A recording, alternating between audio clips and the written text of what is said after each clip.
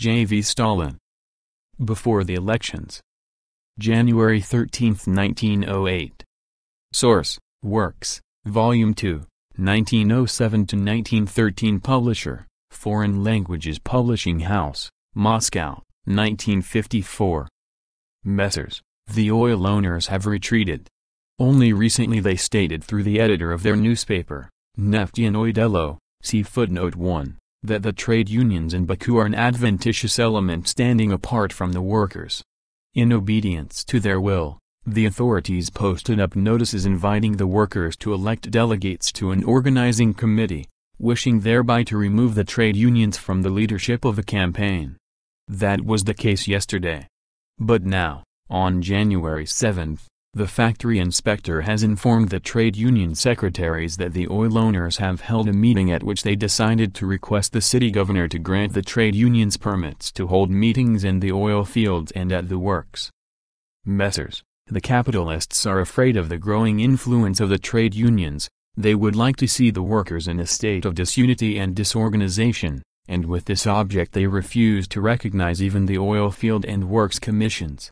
But we have now compelled them to admit that the task of guiding the settlement of one of the most important questions of working-class life, the question of a conference and a collective agreement, is and must be the task of the trade unions. We have compelled them to recognize the leading role played by the trade unions, despite the fact that Messrs. The Bolsheviks, see footnote 2, and socialist revolutionaries came to the aid of Messrs. The oil owners and the authorities in their struggle against the workers' organizations. Messrs. The Bolsheviks hurriedly responded to the call of the city governor and immediately proceeded with the elections, in pursuit of their own ends, of course, to evade the conditions demanded by the trade unions for the conduct of the campaign, and above all the principal condition, recognition of the workers' organizations. But Messrs. The oil owners were not satisfied with the hurried activity of the Bolsheviks. The latter had a following only among the workers employed by the smaller firms, such as Abayans, Raduga, Ararat, Feroz and others, and at the big Armenian firms elections took place only at 2 or 3.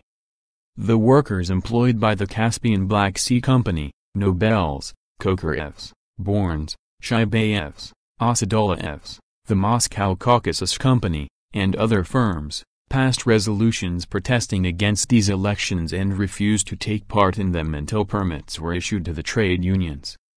The workers employed at the largest and most influential firms clearly and definitely expressed their will, and thereby answered not only Messrs. The oil owners, but also those friends of theirs who are fond of talking too eloquently about nothing. By their resolutions the workers clearly and definitely confirmed the fact that the conditions demanded by the trade unions were not the inventions of leaders, as the socialist revolutionaries assert in their pamphlet Why We Are Not Going to the Conference. The authorities, the oil owners and the Bolsheviks are trying to counteract the growing influence of the trade unions. The workers are expressing their confidence in the trade unions and their agreement with the conditions which the trade unions are demanding. The workers are not and must not be scared by the words conference and negotiations, any more than they are scared by the prospect of negotiations and of putting forward demands on the eve of a strike. The presentation of demands sometimes removes the necessity of a strike to settle a dispute. Most often, the opposite happens. But in order that negotiations may unfold before the workers the whole picture of the present state of affairs, in order that the campaign around the conference may render the workers inestimable service by securing the wide presentation and public discussion of all questions affecting the workers' lives, the conditions demanded by the trade unions, which will be included in the instructions to the elected delegates, must be conceded. No negotiations are terrible if they are conducted in sight of the masses of the workers. The conditions that are demanded ensure the possibility of the wide participation of all the workers in the discussion of all the questions connected with the conference.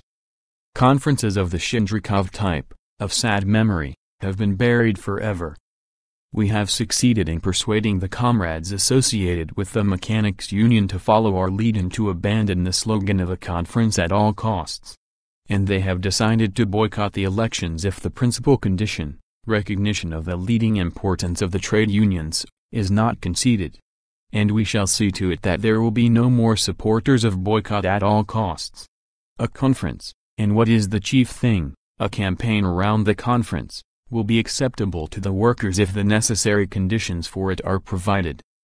The workers, by the resolutions they passed recently, have confirmed the correctness of our position. Permits have been issued to us. Hence, we have obtained from the authorities and the oil owners recognition of the leading role of the unions. The majority of the workers employed by the larger firms have declared in favor of participating in the elections on the conditions that we have indicated. We can now calmly and confidently proceed with the election of delegates who, we advise, should be given the following instructions. Let the 16 representatives whom you elect be such as will demand, as an absolute condition for conducting negotiations in the organizing committee, the recognition primarily of the following points. 1. The date of the conference to be decided by the delegates of the workers and employers as equal parties, that is, by mutual agreement. 2. The General Assembly of Delegates, elected at the rate of 1 for every 100 workers, to remain in session until the end of the conference, to meet periodically, and, as circumstances demand, to discuss the reports of the workers' representatives at the conference and to give them guiding instructions. 3. Delegates to have the right to organize meetings at works, oil fields and workshops to discuss the terms of the agreement demanded and offered. 4. The executives of the oil industry workers and mechanics trade unions to have the right to send to the conference with the oil owners representatives with right of voice but not of vote, and also to have the right to report to all conference committees, delegate meetings, works and oil field meetings, etc. 5. Representatives on the organizing committee are to be elected by the delegate council as a whole, without division according to craft. Negotiations in the organizing committee are also to be conducted as a whole, a single agreement for all the workers. Gudok, No. 14, January 13, 1908. Notes. 1. Neftino dello, Oil Affairs, the organ of the oil owners, published by the Council of the Congress of Oil Owners in Baku in 1899–1920. The Council of the Congress, the organization of the oil owners, was elected at congresses of oil owners from among the representatives of the biggest firms. It was the function of the council to wage an organized struggle against the working class, to protect the interests of the oil owners in dealings with the government, to ensure high profits for the oil owners, etc. 2. Dashenekskins, or Dashneks, members of the Armenian bourgeois nationalist party known as the Dashenektsudyan. In fighting for the interests of the Armenian bourgeoisie, the Dasheneks stirred up national strife among the working people of Transcaucasia. End of, Before the Elections, by J. V. Stalin.